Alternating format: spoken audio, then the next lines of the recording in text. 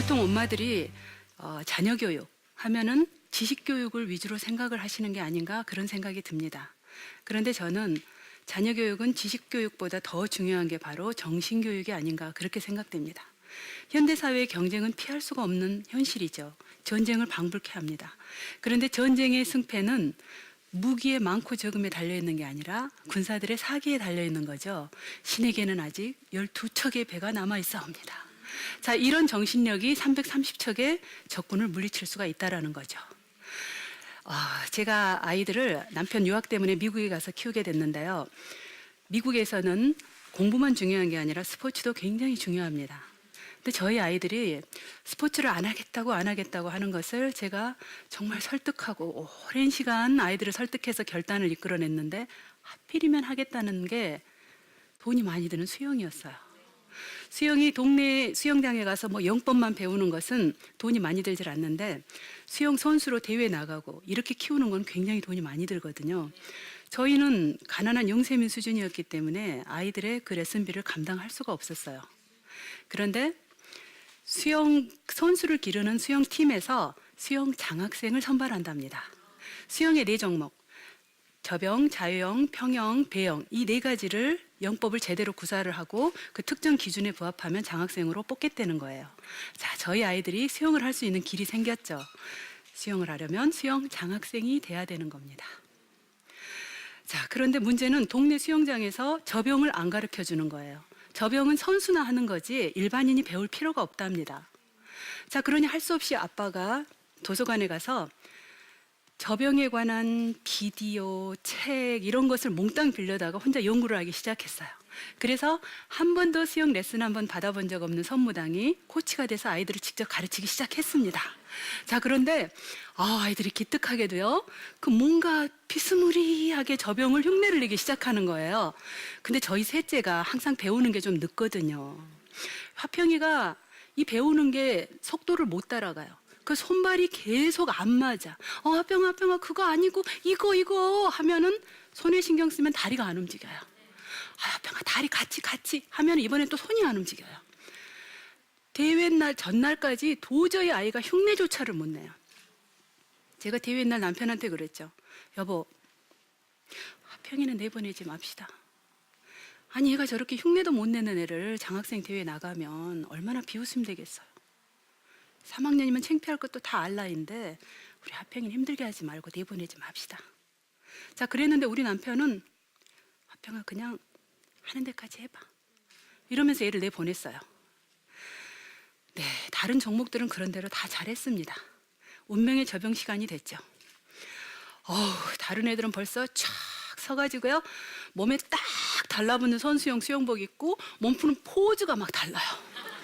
근데 우리 아이 그 사이에 서가지고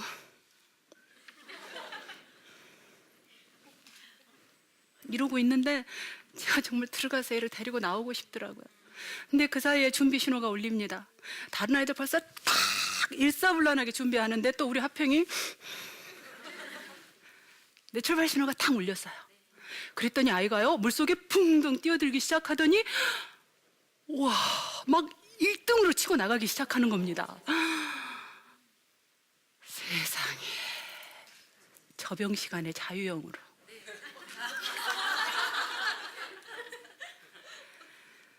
엄마인 제가 봐도 참 희한한 구경거리였어요. 아니 저는 출발 신호가 나니까 얼결에 뛰어들어서 뭐 하다가 말겠지 했어요. 어차피 실격인 거 뻔한데 그 망신스러운 짓을 왜 계속 하겠나. 근데 애가요 포기를 안 해요. 끝까지 가서 반환점 돌아서 끝내 1등으로 들어오는 겁니다. 원래 자유형이 제일 빠른 형법이거든요. 그런데 네, 기적은 그 다음에 일어났어요. 글쎄 코치가 이 정신 나간 애를 장학생으로 뽑은 겁니다. 아니 코치는 화평이가 무슨 영법으로 했는지 못 봤을까요? 딴 데 쳐다보다가 제가 1등으로 들어온 거야? 하고 뽑았을까요? 아니죠. 코치도 맨 처음에는 쟤 도대체 뭐야? 하고 쳐다봤어요. 근데 애가 끝까지 포기를 안 하고 돌아오는 걸 보면서 저 녀석 물건이네. 이 코치가 바라본 것은 아예 포기하지 않는 정신력이었던 거죠. 실제로 전문가가 가르치니까 접영영법은 2주 만에 배우더라고요. 근데 포기하지 않는 정신력은 그렇게 단기간에 가르칠 수가 없는 거잖아요. 화평이는 코치의 선택이 옳았다라는 것을 3년 안에 객관적으로 입증을 했습니다. 아이가 팀의 신기록을 3년 후에 갱신을 했어요. 그날 제가 그 수영장에서의 사건을 통해서 정말 무서운 사실을 깨달았습니다. 사실 그날 아침에 제가 남편에게 했던 말, 틀린 말이 하나도 없잖아요. 아니, 수영 폼조차도 흉내도 못 내는 아이를 수영 장학생에 내보내는 게 이상한 거지. 제 판단은 지극히 상식적이고 지극히 올바른 것이었다는 거죠. 자, 그런데 남편은 자기가 할 일에 최선을 다하고 선택은 아이 자신에게 맡겼던 거예요. 자, 그런데 아이가 또 거기서 포기를 하지 않았죠. 제가 화평한테 나중에 물어봤어요. 화평아, 접영 시간에 어떻게 자유형을 할 생각을 했니? 그랬더니 얘가 그래요. 그건 내가 잘할 수 있으니까요. 자, 아이가 이렇게 자기가 할 수 있는 일로 최선을 다할 때 이번엔 하나님이 일을 하셨죠. 하나님께서는 이 어리석은 상황을 통해서도 놀라운 결과를 이끌어내 주신 겁니다. 제가 이날 엄마라는 게 때로는 우리 엄마들이란 아이를 위해서, 그리고 우리가 세상을 더 많이 알고 더 많은 것을 배웠다라는 이유로 아이의 미래를 자꾸 우리가 결정을 해버리죠. 이런 아이의 인생의 문제들을. 제가 그날 무서운 사실을 깨달았어요.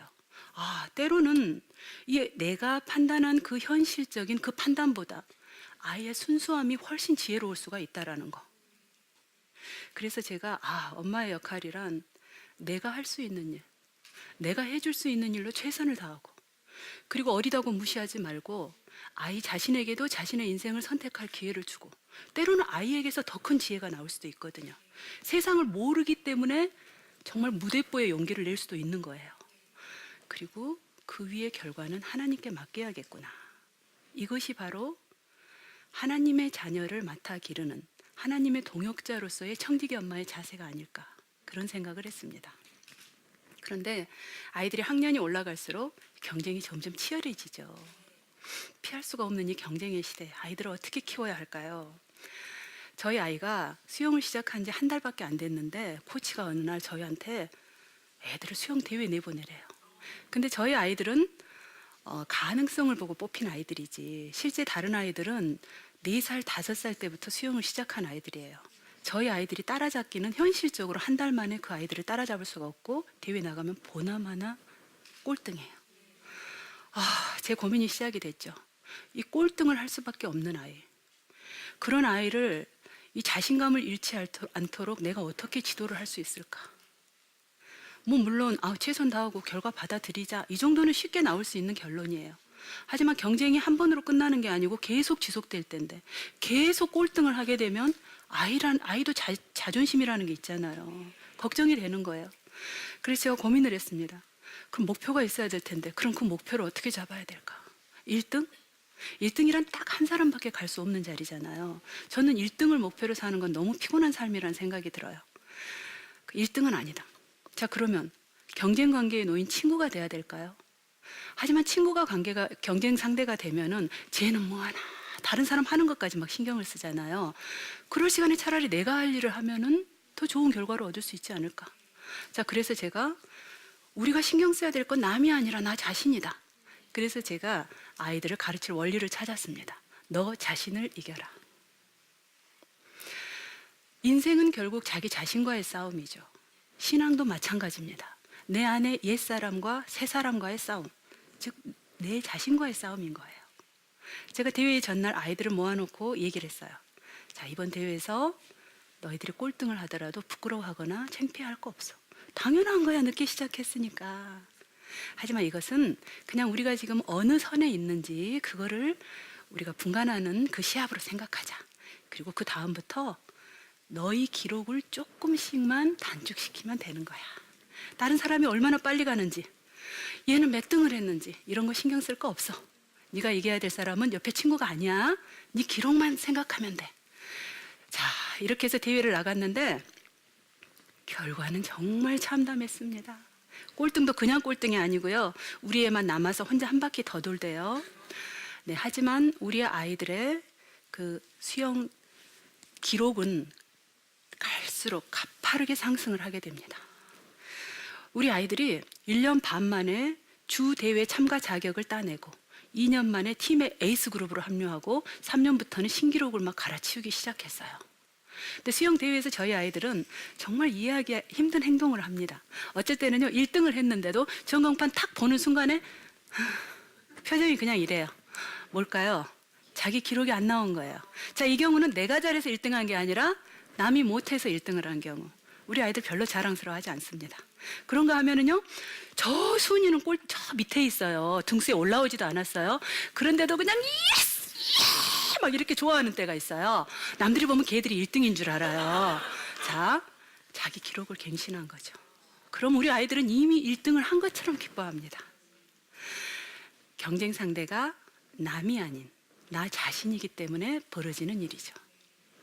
어떤 엄마들이 그래요. 아이가 아직 어린데 아이 적성이 뭔지 파악도 하기 전에 엄마가 벌써 계획 다 세워놓고 중보기도 요청합니다. 우리 아이가 의사가 돼서 아픈 사람들 고치면서 하나님께 영광 돌리게 해주세요. 전 이런 얘기를 들을 때마다 노처녀의 중보기도가 생각나요. 하나님, 우리 엄마에게 돈 많은 사이가 생기게 도와주시고 우리 동생에게 멋진 형부가 생기게 도와주세요. 혹시 이런 기도는 아닌지. 저는요, 내 원대로 마옵시고 하나님 원대로 하옵소서. 이 기도가 가장 수지 맞는 기도라는 것을 압니다. 나 혼자 키우는 것보다 하나님과 함께 키우는 것이 훨씬 효과적이었어요. 하나님의 어리석음이 사람보다 지혜롭고 하나님의 약하심이 사람보다 강하니라. 저 역시도 아이를 키우면서 시시때때로 두렵고 불안했습니다. 하지만 그 순간마다 하나님이 함께 하신다. 하나님이 함께 키워주실 것이다. 이 사실이 저를 지탱해 줬어요. 아이를 혼자서 키우느라고 너무 애쓰고 수고하지 마시고요. 하나님과 함께 키워보세요. 내가 계획 세우고 하나님을 조력자로 끌어들이는 그런 거 말고 나는 청지기로서 아이의 신체적, 지적, 영적, 정서적 그런 발달을 돕는 조력자를, 그리고 아이의 미래는 하나님의 뜻과 계획에 맡기는 그런 동역자로서, 이것이 바로 하나님의 자녀를 기르는 청지기 엄마의 역할이고 동시에 하나님과 함께하는 최고의 육아라고 저는 믿습니다. 감사합니다.